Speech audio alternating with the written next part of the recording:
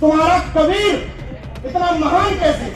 तो जिन मनुवादियों को कबीर का जन्म नहीं पता कि कब हुआ था, वो बताते हैं कि विधवा ब्राह्मणी के गर्भ से हुआ था। जन्म की तिथि नहीं पता, विधवा ब्राह्मणी के गर्भ से हुआ था ये पता है। इसलिए इतिहास को चुस्त दुरुस्त करने की जरूरत है। और साथ ही साथ ये मेरठ वो धरती है जहां कभी सर छोटू राम की विचारधारा की वजह से चौधरी चरण सिंह और भारतीय किसान यूनियन के लोगों ने कभी नफरतवादी राजनीति को, इशारों में समझिएगा, नफरतवादी एजेंडे को यहां पनपने नहीं दिया था। लेकिन नफरतवादियों ने एक झूठा बहुजनों के बीच में दंगा करवा करके उस यूनिटी को छीनने की कोशिश की। किसान आंदोलन में काफी हद तक वो दूरियां कम हुई हैं।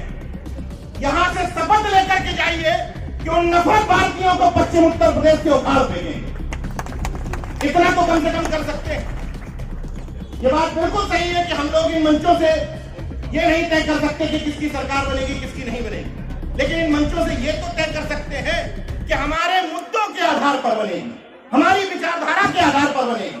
हम पार्टियां क्या नहीं करते, लेकिन ये तो तय कर सकते हैं कि संसद में जाने वाला व्यक्ति अंबेडकरवादी होगा, संसद में पहुंचने वाला व्यक्ति संविधानवादी होगा।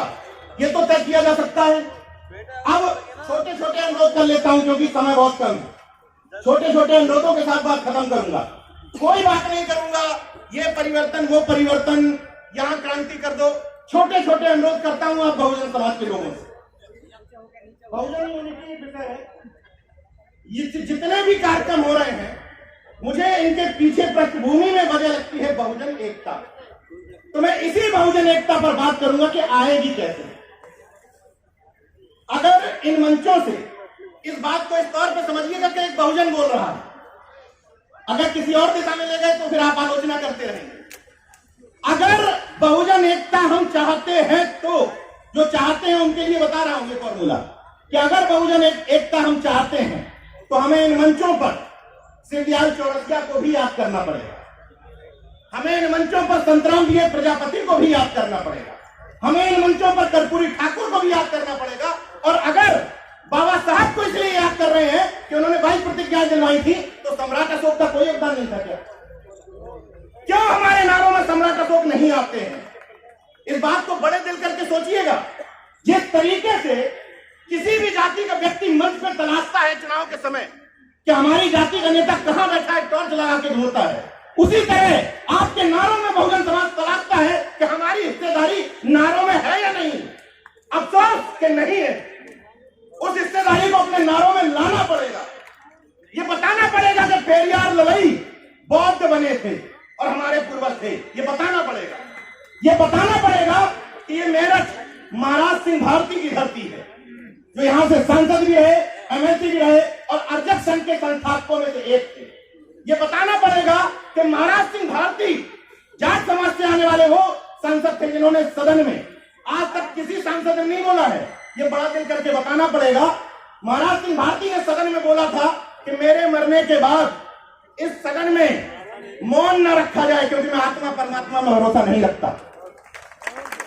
महाराज सिंह भारती ने अपने उनके यहाँ जो इस समय उनके नाती है, मेरे मित्र हैं मनीष भारती जी, वो कह के गए थे अपनी वसीयत में कि ना मुझे मेरे अस्थि कलशों को कहीं किया जाए, और हाँ एक बात और कह गए थे कि मेरे नाम के आगे स्वर्गीय ना लगाया जाए। ये जो डुअल माइंडसेट एजेंडा है ना कि बुद्ध भी रखे रहेंगे सजाने के लिए कि हम बौद्धिस्ट हो गए हैं और बगल में देवी देवता भी चलते रहेंगे, तो ये पॉपुलर पॉलिटिक्स वाला एजेंडा है, इसको खत्म कर दीजिए। मैं उनसे कहने नहीं जा रहा जो पाखंडी है, उनसे मुझे कोई दिक्कत नहीं है, लेकिन जो ये कह रहे हैं कि हम पाखंडी नहीं है, वो तो कम से कम हाथों से आइडेंटिटी कार्ड काट दो।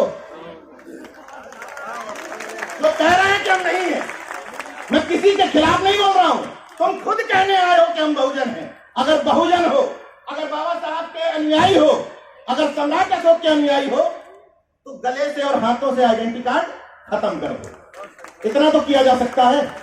और बहुजन एजेंडे के तहत जब मंच से भाषण देने आओ तो तुम्हारे भाषण के 10 मिनट में कोई ये ना समझ पाए कि किस जाति का है।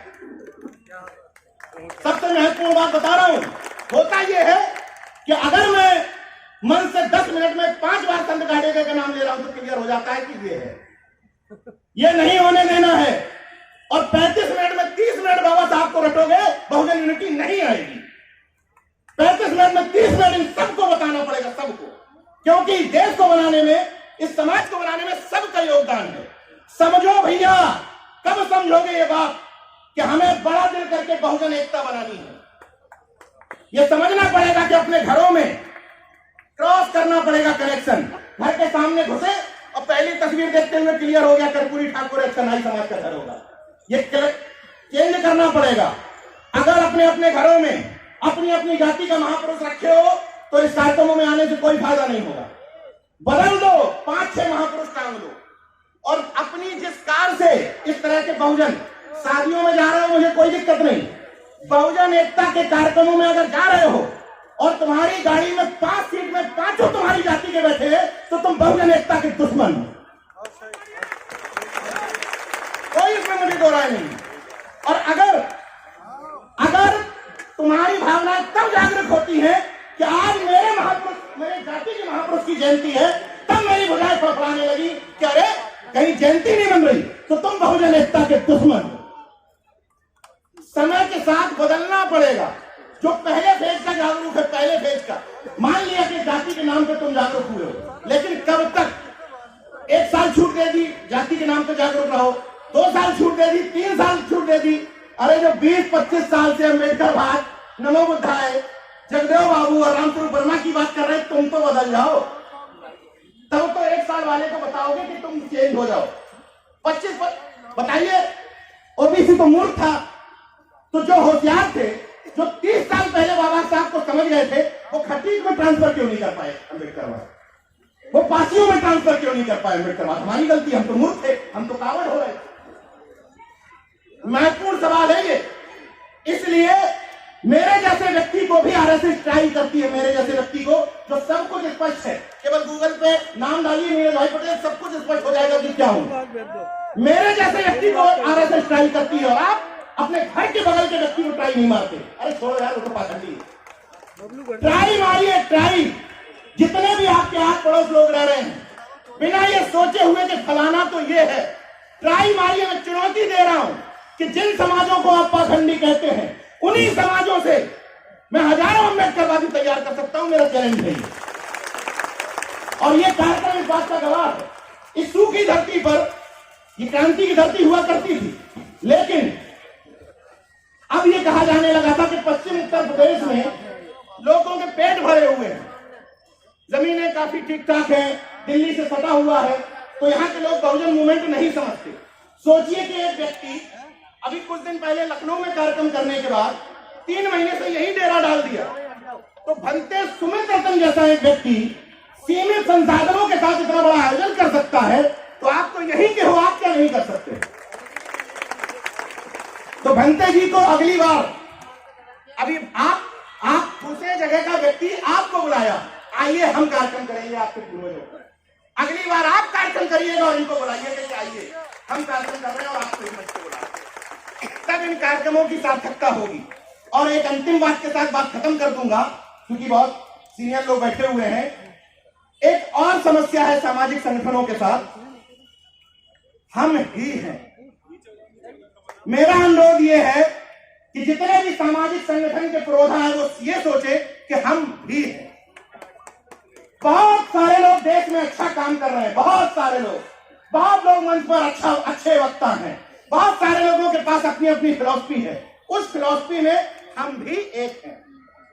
कोई मृत्यु भोज पे काम कर रहा है, ओके, वेरी गुड। कोई सामाजिक परिवर्तन के काम कर रहा है, कोई बुद्धिज्म पे काम कर रहा है, कोई अम्बेडकर बात पे काम कर रहा है, कोई अर्जक बात पे काम कर रहा है। हमें एक बात समझनी है कि जब सामंती और मनुवादी आपस में खूब लड़ते हैं, लेकिन जब उनको आपके अधिकार छीनने होते हैं बहुजनों के और ओबीसी एससी के, तब एक हो जाते हैं। तो मैं आपसे ये अनुरोध करने आया हूं कि आपस में खूब झगड़ा कर लो, नाली का, खंजा का, सब खूब झगड़ा कर लो, लेकिन जब मन सजा हो जातिवाद जनगणना को लेकर, जब मन सजा हो प्रमोशन में रिजर्वेशन को लेकर, जब मन सजा हो स्कूलों के लिए, विद्यालय के लिए, आरक्षण के लिए, तो भले ही तुम्हारा विरोधी कार्यक्रम कर रहा हो, चुपचाप जाकर के बैठ जाओ, मुद्दे पर बैठ जाओ, मुद्दे पर सपोर्ट कर दो, बाकी फिर लड़ लो। कह दो भाई तुम्हारे यहाँ खाना खाने नहीं आएंगे, इतना बड़ा दिल हम नहीं दिखा सकते, जो प्रैक्टिकल बात कर रहा हूं। लेकिन जब मुद्दों की बात आ जाए तो भीड़ में बढ़ाने में शामिल हो जाओ। और सामने वाला कहे भाई जय मूल्यवासी, कोई तकलीफ नहीं, जय मूल्यवासी, नमो बुद्धाय, नमो बुद्धाय, जय भीम, जय भीम, जय फातिमा, जय फातिमा। क्या दिक्कत है कि सामने वाला क्या कर रहा है?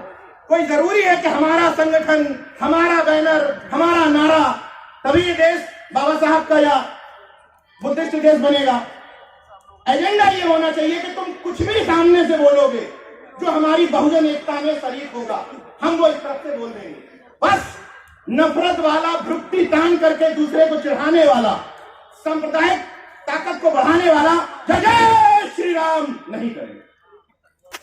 इतना तो तय करना पड़ेगा कि हम इस तरफ हैं और इस तरफ नहीं।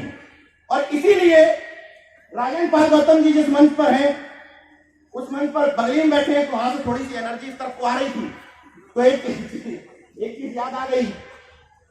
जैसे 22 प्रतिज्ञाओं की बात हुई, तो मैं सिंपल शब्दों में पूछना चाहता हूं कि भारत का संविधान धर्मनिरपेक्षता की बात करता है। उसका मतलब यह है कि किसी को शिवलिंग में भरोसा है, तुम्हारी इच्छा, कोई दिक्कत नहीं है। किसी को मस्जिद में भरोसा है, किसी को क्रिश्चियनिटी में भरोसा है, कोई दिक्कत नहीं। किसी को बुद्धिज्म पे भरोसा है, वही भारत का संविधान हमारे जैसे लोगों को ये इजाजत देता है कि इसमें तकलीफ कहा है कि हम कह रहे हैं कि मैं ब्रह्मा विष्णु महेश को ईश्वर नहीं मानता। नहीं मानता तो नहीं मानता यार, जबरदस्ती बनवा लोगे क्या? ये तो हमारे व्यक्तिगत विषय है ना, ये तो हमारा निजी विषय है कि हम नहीं मानते। नहीं मानते तो नहीं मानते। उसी तरीके से अभी एक आया कि वो ताड़न का शब्द बदल दिया, खत्म कर रहा हूं, तो हम सब लोगों को उसी ताड़न का अर्थ जो इन्होंने बताया है, उसी ताड़न का अर्थ हम लोगों को भी लागू करते हुए कहना है कि सामंती,